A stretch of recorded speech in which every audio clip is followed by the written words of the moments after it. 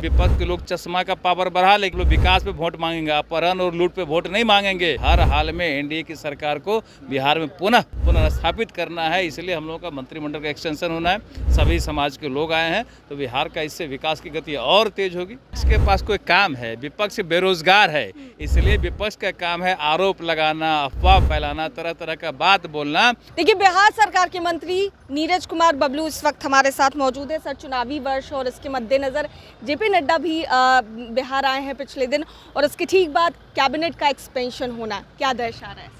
देखिए, हमारे राष्ट्रीय अध्यक्ष हैं जेपी नड्डा जी, बिहार आते रहते हैं। बिहार से उनको विशेष लगाव है, विशेष प्रेम है, और बिहार उनके दिल में है, और बिहार पे हमेशा ध्यान देते हैं। माननीय प्रधानमंत्री जी का भी बिहार पर विशेष फोकस है, और बिहार इसलिए विकास के राह पे अग्रसर है। और आने वाले चुनाव में लोग मन बना के बैठे हुए हैं कि हर हाल में एनडीए की सरकार को बिहार में पुनर्स्थापित करना है, इसलिए हम लोगों का मंत्रिमंडल का एक्सटेंशन होना है। सभी समाज के लोग आए हैं, तो बिहार का इससे विकास की गति और तेज होगी।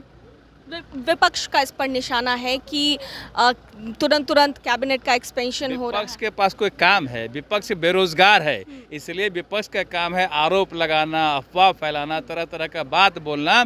और विकास का काम जितना हो रहा है ना, विपक्ष के लोग चश्मा का पावर बढ़ा, लेकिन कितना विकास का काम हो रहा है। हम लोग विकास पे वोट मांगेंगे, अपहरण और लूट पे वोट नहीं मांगेंगे।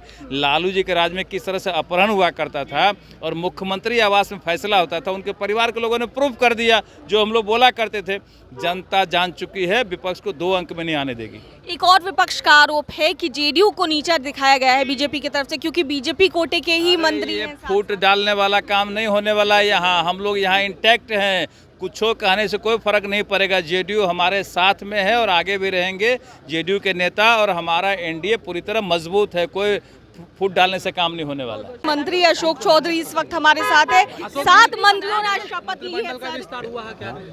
जितने मंत्रियों ने आज ओत लिया है, जाहिर सी बात है इसका फायदा चुनाव में बिल्कुल मिलेगा ही मिलेगा। सब मजबूत लोग हैं, क्योंकि जातीय समीकरण को भी ध्यान में रखते हुए सर मंत्रियों को शपथ दिलाई गई। हाँ, अच्छी बात है ना, उसका तो फायदा मिलेगा ही चुनाव में ना। क्या चुनाव की तैयारी हो रही है सर? तो नेचुरली अब तो चुनाव का साल है, तैयारी तो चुनाव की ही होगी। विपक्ष हमलावर है, कह रहा है कि 6 महीने में मंत्रिमंडल विस्तार करके क्या कर लीजिएगा।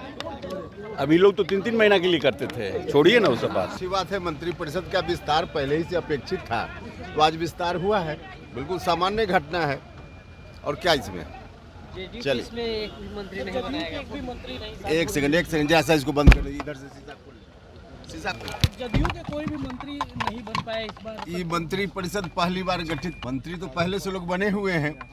बीजेपी की ओर से कुछ वैकेंसी थी तो बीजेपी के लोग बने हैं।